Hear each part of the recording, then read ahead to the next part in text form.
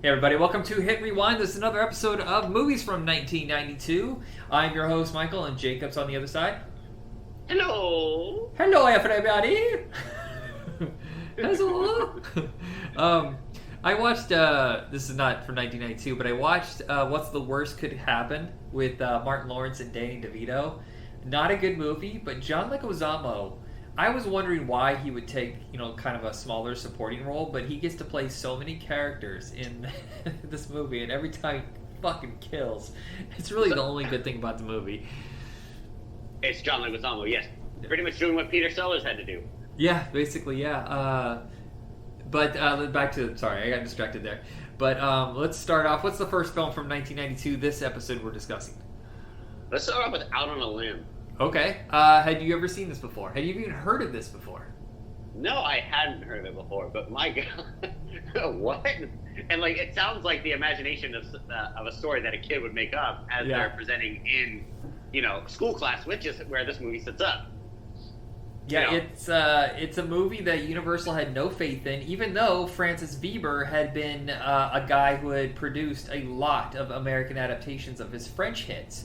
Francis Weber had done Three Fugitives. That's his other American hit. But he did movies that were based, that would eventually be translated over to America. Three Men and a Baby, The Man with One Red Shoe, The Birdcage, and there's a lot of other ones in there that were produced, or were produced or directed by him, and they got adapted to America. But, and Pure Luck, the one with Martin Short and Danny Glover. Yeah. That's also one of his. And this movie, Universal said, nah, we're good. And they released it on 140 screens and quickly threw it over on Fox. Acted like it was a Fox debut. And here's the thing is the movie was trimmed so much and so short that the version you watched wasn't long enough for television. So they added a whole bunch of scenes with John C. Reilly and that other guy just horsing around. And it's so fucking funny. And I have never seen that version available again. You can only find the edited version. I wish I could have found it for you, because seriously, it's 15 minutes of them just screwing around, and it has nothing to do with the plot. They're just improving goofy bullshit. Oh God, I know. I think that was the version that I watched. No. The version on Vudu is about 15 minutes shorter. But it's still funny as hell, and really, if it's not for those two guys, I don't think the movie works as well, because it's kind of convoluted, and I don't think Matthew Broderick has much to work with here. No, he doesn't. I mean, he's just on this little, in this little chase scenario, going after a woman who not only stole his car, but his wallet, and humiliated him. And she's, of course, witness to, the murder of his stepfather, who happens to be the mayor of the town. Yeah, it's just... It was kind of all over the place, but John C. Reilly, I thought that was Louis C.K. at first, but I was wrong. I forget his name. Yeah, he's just a character actor. Yeah, Michael Monks, I think, is what it says here. Yeah, no, oh God, he was hilarious. Again, that was the biggest highlight for me, and I can never hate John C. Reilly at all. He's always great. Yeah. It's a murder mystery, wacky comedy. Jeffrey Jones plays two different characters, and they switch places when the good, sort of good brother dies, and the bad brother lives and tries to take over for him. I think a lot of it comes down to is just real fast, real furious, but it really does have a lot of goofiness. Oh, and I also love those two incompetent cops. One of the guys is brand new, so he's scared of everything, and the other one is just kind of he's not even really a cop. He's just a guy there to answer the phone and do paperwork. So they're stuck between a rock and a hard place. They're too afraid to do anything. Exactly. So I'm like, oh God, seriously? It's this is all they had? It was just two people in this small town? Just two? Yeah. What a cute little I think it's a Canadian town, but I also forgot that Dinner for Schmucks was also one of Francis Weber's, and The Toy. Oh, yeah. Okay, The Toy I'm aware of. But Dinner for Schmucks. Oh, yeah. That's with Paul Rudd and Steve Carell, right? Right, correct. Oh, my God. It's been so long since I've seen that movie. Yeah, so it's weird that this is Francis Weber. He didn't write it, which it feels like a lot of his wacky shenanigans, but it's written by the guys who created Darkman, which is very strange. Oh God! So Sam Raimi had a hand in it? No. Sam Raimi. Okay, so there's 5 writers, I believe, on Darkman. There's the Golden Brothers, which are the ones that wrote this. They're the ones who created the concept, and then Sam Raimi and us. I think maybe his brother came in, Ivan came in, and then worked on the script. And then they added Chuck Pafar, one of the weirdest fucking names I've ever said. Pafar, who was more action oriented, and he beefed up the action sequences. So there's a lot of cooks in the kitchen on Darkman. Right. Oh, wow. Pafar. Yeah. Just don't clash into each other and crap. Yeah. So it's a fine watch. It's just kind of one of these forgotten films that I think is kind of undeserved. Like, oh well, they should have released this at least wide, but they didn't. So we owned this on VHS when I was a kid. We watched it a bunch. No, I mean, it definitely had, like I said, it had its comedic charm at points, and it's all thanks to John C. Reilly. But yeah, no, I just wasn't feeling too much from Matthew Broderick. Yeah. What's our next film? Our next film is Brain Donors. This, I will say this to sum it up, was a nod to... Why did I blank on the name all of a sudden? Marx Brothers. Marx Brothers. Yes. Yes, that's what it is. Oh gosh, yeah, it was a complete nod to it, and everybody from John Turturro to, oh gosh, the rest of the cast. Yeah, a lot of these guys. Played, the albino. Yeah, this is a kind Smith. of. Yes, Mel Smith, and Bob Nelson is kind of a stage comedian, stand-up comedian, or whatever. He's kind of a prop comic. This is, I think, one of his only movies. There's no real names in this. It really does rest on John Turturro's shoulders. He is carrying this movie like lightning in a bottle. It's fucking amazing how fast he just shoots the dialogue out. And this is produced by the Zucker brothers as part of their Paramount deal. And apparently, Paramount was pissed off at them that they didn't continue their contract with them after Naked Gun 2.5, and decided that they were just going to dump this. It was like on 500 screens, no promotion whatsoever. I found this on video, and I didn't really know much about the Marx Brothers, but I knew there was something kind of retro and special about this. The speed and the way the dialogue is laid out. I think it's a very, very entertaining movie, and it's super fast. Again, if this is on television, it's probably padded with extra sequences. It's 79 minutes long. Oh, God. Yes, and just the way it plays out. I mean, John Turturro coming up with all those little schemes, considering, like, he's a personal injury attorney, and how he, like, put that little deflatable thing in the woman's belly, and he's like, this woman's pregnant. You could have harmed her and the child. What I love is that he insults Lillian left and right, but he does it with such charm that she thinks that he's flirting. He's so rude. Exactly. The opening... I love... Oh, yeah, go ahead. There's a period of about 9-10 years where a lot of comedies had these animated openings. And they just kind of stopped doing that. And a lot of them sucked. But this one's great because it's stop-motion animation by Will Vinton. And it really beefs up the opening and gives it some production value. Oh, yes. And it gives you, like, a sense of, like, what this movie's going to be about. It's just wacky and out there. And as it played out, tribute to Marx Brothers. Well, and here's the weird thing is there's a lot of this claymation duck in the beginning. Did you notice that? A little bit, yeah. Now that I remember. It was not, that was originally this was titled Lame Ducks, and that duck was referenced to the title, and then they erased it, so you don't know why it's there. It's just there. They switched it like 6 months later to Brain Donors. I don't know. What could have been the cause for that? I don't know. It just seems weird that they... So it's supposed, like I said, it's supposed to be a love letter to the Marx Brothers, and Lame Ducks is a much better title because they had Duck Soup and A Night at the Opera and stuff like that. Lame Ducks just seems like it lines up better than Brain Donors. Also, originally it was supposed to be Adam Sandler in the prop comedy. That guy, his role was supposed to go to Adam Sandler first. No, but I think he was too busy with Saturday Night Live at the time and whatever else he was doing. Yeah, well, the studio also said no because he didn't have really. I mean, this is right as he had joined SNL, and he wasn't really a name. But because of this movie, Dennis Dugan, he was the director. He had done Problem Child before this, but after Brain Donors, he became a go-to for Saturday Night Live actors. Adam Sandler would work with him numerous times. And I think he did Beverly Hills Ninja as well, if I'm correct. I'll look. Yes, I think he did. Yeah, no, Dennis Dugan, yeah, and Adam Sandler, like their names are constantly synonymous. Let me look. Okay, so he did Happy Gilmore, Beverly Hills Ninja, Big Daddy, Saving Silverman, National Security, The Benchwarmers, and Now Pronounce You Chuck and Larry. You Don't Mess with the Zohan, the 2 Grown Ups movies, Just Go With It, Jack and Jill. So that's a lot. Oh God, Jack and Jill and Zohan. Yeah, Jack and the Jill. I don't mind Zohan so much, but Jack and Jill is fucking insufferable. But he's a really good actor too. He was on Hill Street Blues for a season where he had a mental illness and he literally thought he was a superhero and he tried to stop someone because he thought he was bulletproof and gets killed. It's well, it sounds funny, but it was actually really heartbreaking because you felt sorry for his ass. Oh God, yeah, no, I didn't mean. I like, holy shit! How dare you, Jacob? How dare you? I did not know it was meant to be a drama, not a comedy. Yeah. But anyway, speaking of the opera.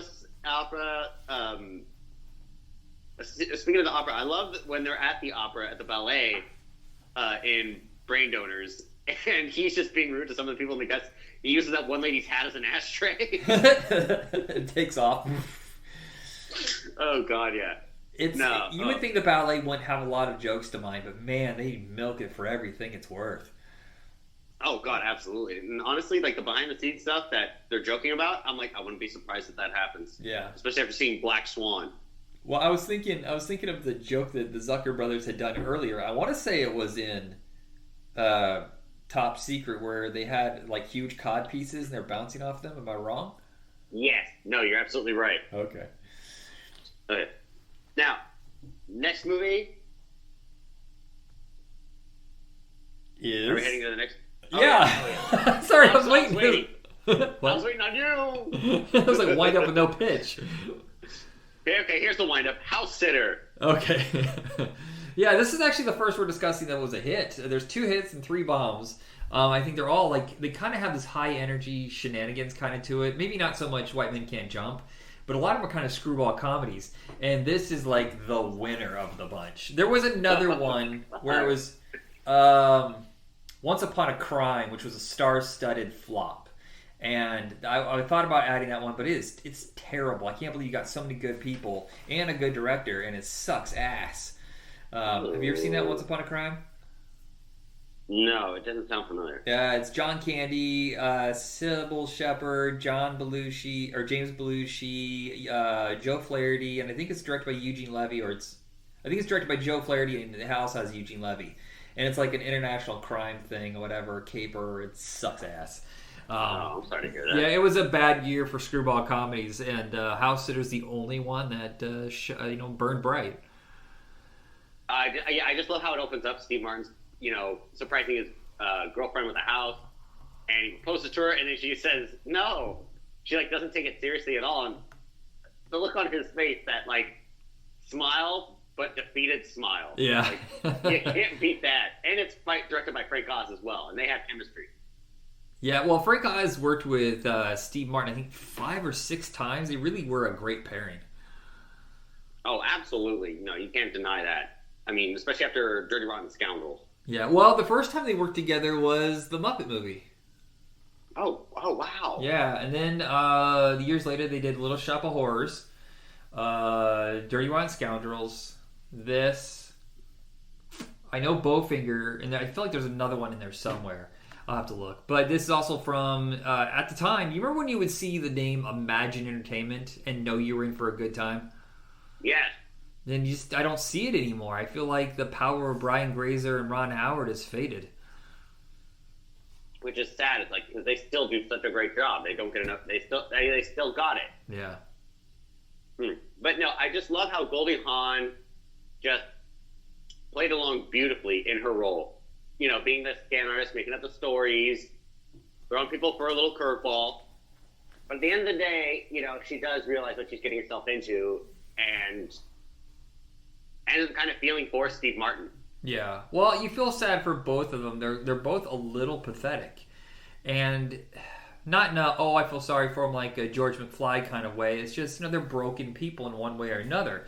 He's abused by his boss, and his ex-girlfriend was playing games with him. She was playing fucking games. I don't like her shit at all. And, I think that Goldie Hawn was broken because she didn't really have any parents. She had no loved ones. She really didn't seem to have any friends. And she started creating her own reality. And I've seen it. I used to do when I was a kid, is that I was a compulsive liar because I didn't like my reality. So she just started making it up. I started making it up. But man, she is fluid. She can just spit a fucking pile of bullshit, up to the sky and get people to believe it. It's really impressive because when you watch Goldie Hawn, she's thinking about the story, but it's not in that long, like, obvious acting way. It's this, okay, this is the next beat, next beat, next beat. She just keeps it going. If she stopped, people will start asking questions. And, exactly. She has to be able to cover. That's, like, the best liars, I guess. Yes, and she covers it perfectly. And I love how she makes Steve Martin's ex-girlfriend, like, all jealous and interested now. It's like, oh, wait, she's got somebody. I got to step my game up. I need him back. I'm like, yeah, God, she was a loser. Her. She was judgmental bullshit, and I'm glad she's out of the picture. But it's just, you see the chemistry is so fucking good with Goldie Hawn, and she's kind of known for this. Being able to give and take with comedic actors. Burt Reynolds, Chevy Chase, Kurt Russell. People don't think of him as a comedic actor, but he is. He's very funny. Captain Ron, come on, people. Yes. No, yes, Big Trouble in Little China, yeah, no. Kurt Russell does have some great comedic timing. Yeah, and she's a great actress. I think she might be my favorite actress, honestly. I wouldn't doubt it, man. I mean, she's had a lot of experience. Hell, even on the Dean Martin show, oh, God. She played herself off so well. Yeah, what's weird is I don't think I've really seen anything from the 70s, except maybe Cactus Flower with Walter Matthau, which got her the Oscar nomination. I don't think I've seen anything else. And then you fast forward to Private Benjamin, and that's like when I really started paying attention to her. Oh, yeah, no, she's a hell of an actress. Like I said, she could still carry it. I mean, even some older actors come out of retirement to do something. Honestly, she's always done enough. She doesn't have to prove herself at all. Yeah, well, she was gone for so long. I think the last one she had done was Banger Sisters, and that was kind of a dud. And she just figured, you know what, I'll walk away now. She did Snatched. I think it was Snatch or Snatched. That kind of sucked. But I heard that she was good in the, Santa Claus Chronicles or Christmas Chronicles or something? Oh, the one on Netflix, the one with Kurt Russell? Yeah. I think so, yes. Yeah. I haven't seen it yet. I'll watch it on Christmas. Yeah, I'm so far behind on Netflix stuff. It's terrible. I know. I'm just catching up on Cobra Kai. Yeah, I'm on season 3, I think. I'm not sure. Yeah, so I'm way behind. I'm behind on Stranger Things too. I'm just now catching up on The Boys. What are we doing here? We're going off on a segue again. Let's get back on track. What's next? Okay, next movie is White Men Can't Jump. What a fun movie. I did not expect... I thought this was going to age poorly. Because, in the 90s, a lot of these movies that are really hip, they're all so of their time, but it doesn't matter. I don't give a shit. None of the colors and the look and the way they talk, it matters because the fucking basketball is so good. The chemistry, the dialogue is gold. This really broke Woody Harrelson and... Wesley Snipes into the big time. Both had gotten some buzz. I mean, Wesley Snipes had just got off of New Jack City, but he wasn't a leading man. And then Woody Harrelson was just a TV actor who had done Doc Hollywood, and that was it. And these two became leading men, like big name stars, after this movie. Wasn't he also in Cheers? Well, yes, the Cheers, of course. Yeah, it was a household name for that, but. That doesn't mean you translate to a movie star. It's so hard. Right. Like Tom Selleck was a very well-known television actor, could not get really, could translate it to a leading man except for like the 3 Men and a Baby. Yes, they had to take some time and something out of his element. But yeah. Again, I just love how it sets itself up. Woody Harrelson's just like a con man trying to make some money to pay off people he owes. So they don't kill him. And Rosie Perez is his girlfriend, trying to come up academically so she can get on Jeopardy and win a fuck ton of money. Which you think is bullshit. You think there's no way she's ever getting on Jeopardy. It's like a pipe dream, and then she does it, and she kicks ass. Oh, absolutely. She dethrones the previous champion, like, forever. I mean, she pays off her debt. She gives him money, But this is the thing with him.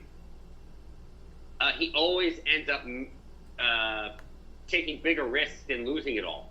Yeah, that's the thing. He really self-destructs over and over and over. Yes, especially, and he also gets played out by one time by Wesley Snipes. Because Wesley Snipes kind of outconned him, like at the very beginning of the movie. You know, they never knew each other. And then he kind of outplays Wesley Snipes, and then Wesley Snipes gets back at him by hiring these two guys, beating him at his game. Yeah. And then, you know, they end up getting together on like a bigger con for like the city basketball tournament. Yeah, and well, there is a winning. con, but they still have to legitimately play basketball. They have to be good enough to win. Exactly. And of course, Woody Harrelson, you know, he tries to, you know, does what, he pretty much pulls a Musashi tactic, you know, get them angry, that way they lose focus. Yeah. And you have advantage over them. And that's exactly what, and that's what Woody Harrelson was doing. Of course, with all the language, getting angry, getting verbal, and Wesley's not just trying to tell him to chill and balance him out. Yeah. Well, Ron Shelton did this, and he's known for sports movies. I think his biggest ones were... So he had done Best of Tons, which didn't make much money. But then he did Bull Durham, which was a big hit, and then this. And I don't think he's involved in the major leagues at all. But I know he did Tin Cup. Just Play It to the Bone, which sadly was a flop. His reunion with Woody Harrelson. Bummer. Have you seen that one? It's a boxing movie. It's not very good. No, I don't think so. Yeah. My mom might have watched it on TV at one point when I was a kid, but that was years ago. I was only a tot. Oh, wee lad. Yeah. But, yeah, again, the way this plays out, the chemistry between Wesley Snipes and Woody Harrelson was just great to watch. And I love Rosie Perez in almost every project she does. Well, you know, and she kind of burned out kind of fast. She's very unusual, very particular kind of actress. And I don't think casting directors knew what to do, but I'll tell you what, I can't remember her name, but the lady who did Birds of Prey knew exactly what to fucking do. She just cast her perfectly in that movie. That's a hell of a return, I would say. Oh, yeah. I mean, Rosie Perez does stay busy. I mean, oh, God, she was even in Pineapple Express. She was the cop in that. Oh, yeah. You know what? That was kind of a comeback, too. She did a really good job in that. What, is there going to be a Birds of Prey TV show? I keep hearing rumors. I'm not sure. Yeah, but yeah, Cathy Yan just knew what to do in general with that movie, and she's a great fucking director. Yeah. But, yeah, as far as like a Birds of Prey TV show, I'm not sure. I know that Penguin, you know, from the Batman with Robert Pattinson, he's going to be getting a spinoff. But as far as like what's going on ever since the whole Warner Brothers Discovery merger, they're really reshaping. They're really shaking up the Warner Brothers, the DC Comics franchises. Okay. Yeah, so we'll have to wait and see on that one. But yeah, also I love how like that little nod to her career. I mean, she was a Fly Girl on In Living Color, and she was on Soul Train. Was she? Because I didn't think that she ever actually did it. I thought that she was just going to be a choreographer. She never actually did any episodes and quit. From what I was reading in the book. Oh yeah, no, that's what I meant. She was the choreographer for the. Oh, did you say fuck? I'm not even listening. My head's so far up my ass. Jesus, sorry. It's Sunday. Our brains aren't supposed to be working. They're supposed to be asleep. They're supposed to be lazy. I went to the gym before I told you that I was available, and I gotta tell you, I have not worked out in a while, and I'm a little ashamed of how weak I was. I was actually kind of pissed. Hey, ever since I got my car, I haven't really ridden my bike anymore. So it's like when I'm gone for like almost an hour and 20 minutes, then I'm kind of wiped out for the day. I'm like, oh God, it's been too long. Yeah, well, you know, it's a lot hotter there than people think. Napa is a scorching hell fire. That's true. It can be, yeah. You're right. When you're right, you're right. And you're always right. What is that from? Spaceballs. Oh, okay, thank you. But yeah, no, again, I just love how she did carry herself. I mean, she's proven herself an actress, especially in, or even with Spike Lee projects before this.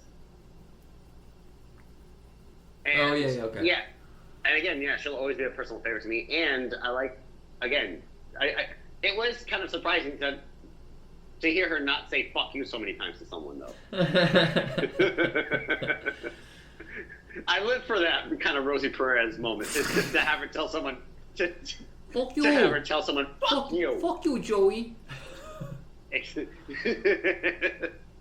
But yeah, overall, this was a great movie. It's a classic, and I just love how it ended, though. I mean, yeah, he took the bigger risk. He won, but he still lost, which is something Wesley Snipes mentioned to him earlier.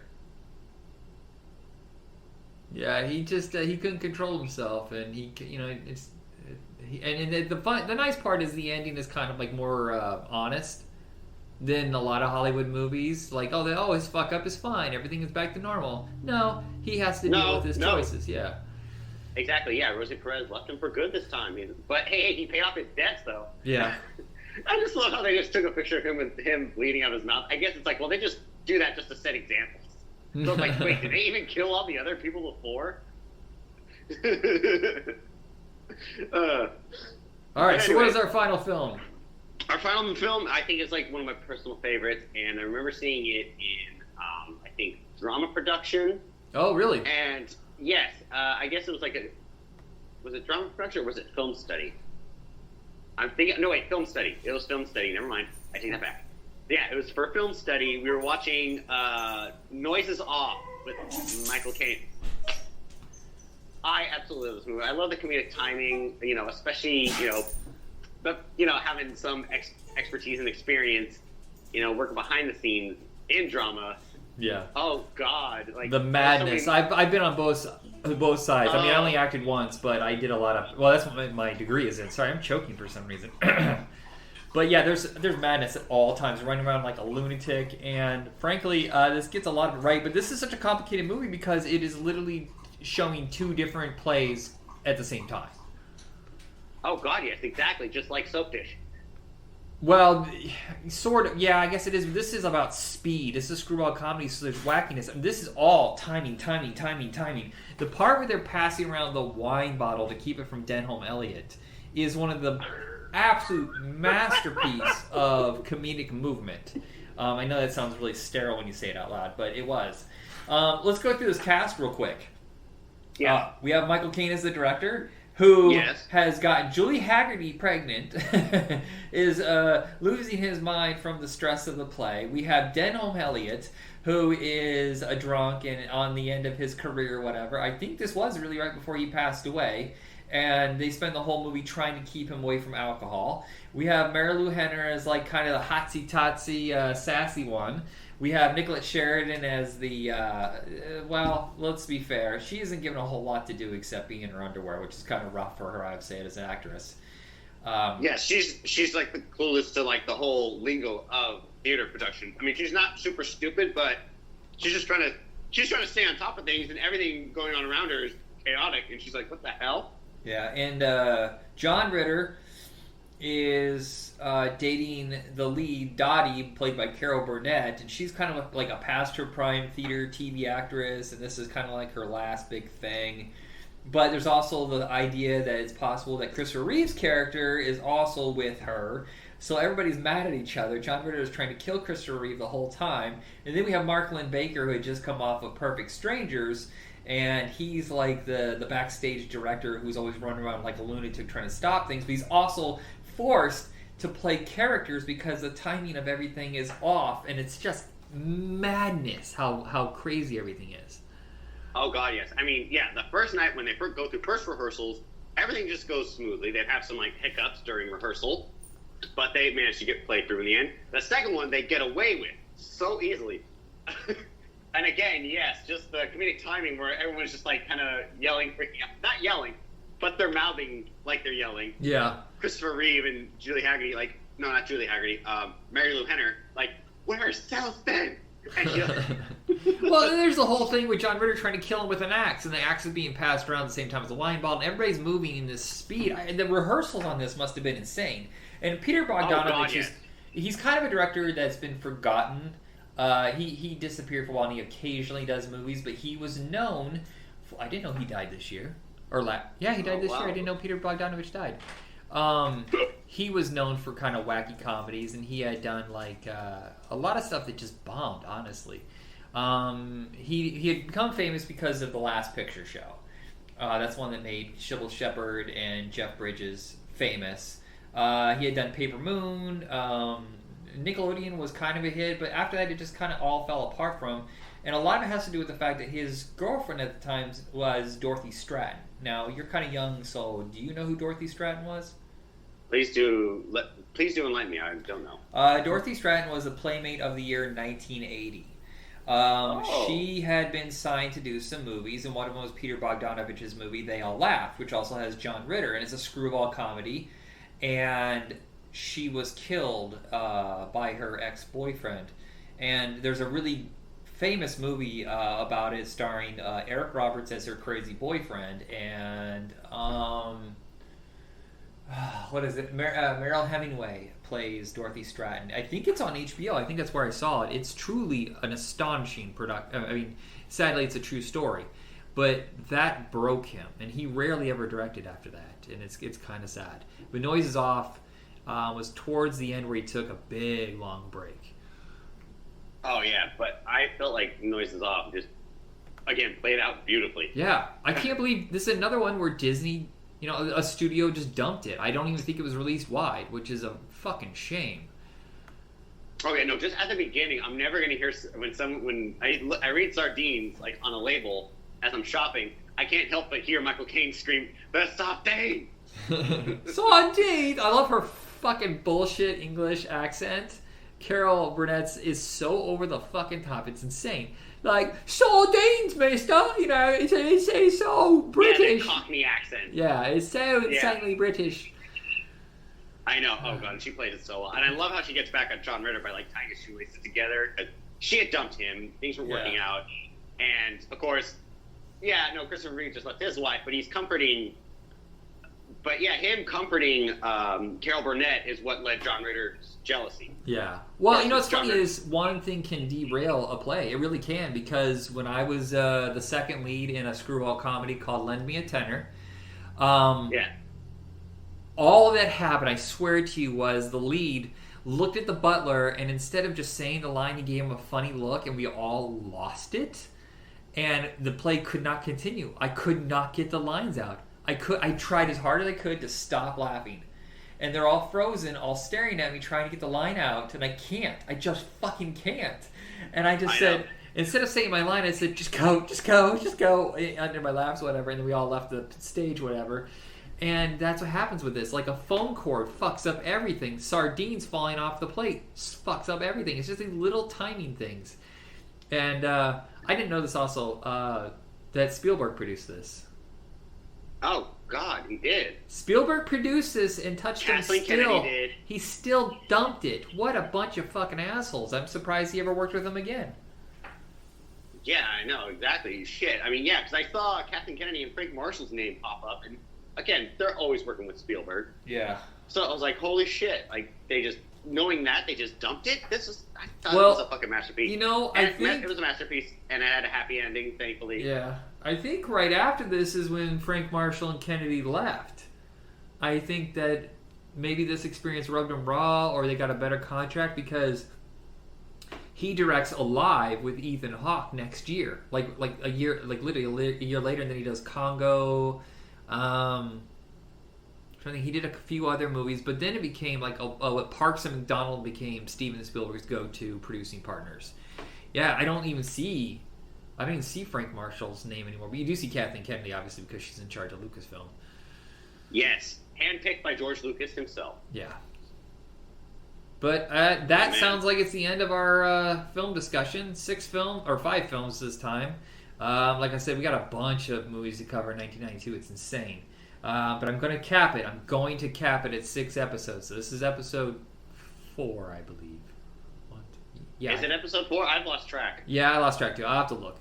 Holy crap. Yeah, oh, I know. We've gone so far. We can't end this now. Well, what? No, in 1992. I'm not ending the show, doof. Oh, okay. You had me confused there for a minute. No. We're capping each year at 6 episodes because we could be at it forever. And so we can't do every film, so I'm just picking and choosing as we go. Yes, this is part 4. I'm looking in the files. Good. Yeah, so we might have to do an extra movie next time. We're going to complete this. It all depends on if the guy that I have on with action movies is able to do the episode. There's an issue, and I'm not going to go into it. Jinkies. Yeah, I'll tell you off the air. I'll tell you off the air. It's a personal thing that happened to him. Oh. But until then, check us out on all your social medias and podcast hosts as Hit Rewind. Like, share, comment, and that is it. Jacob, send us out. All right, namaste and good luck, my friends. And party on, dudes! Oh, I forgot the first part. Hold on. Rewind. Zip, zip, zip, zip, zip, zip, zip, zip. Be excellent to each other. And party on, dudes! Okay, I'm done. Fucking dork. Dunzo, finito, terminal, that's it.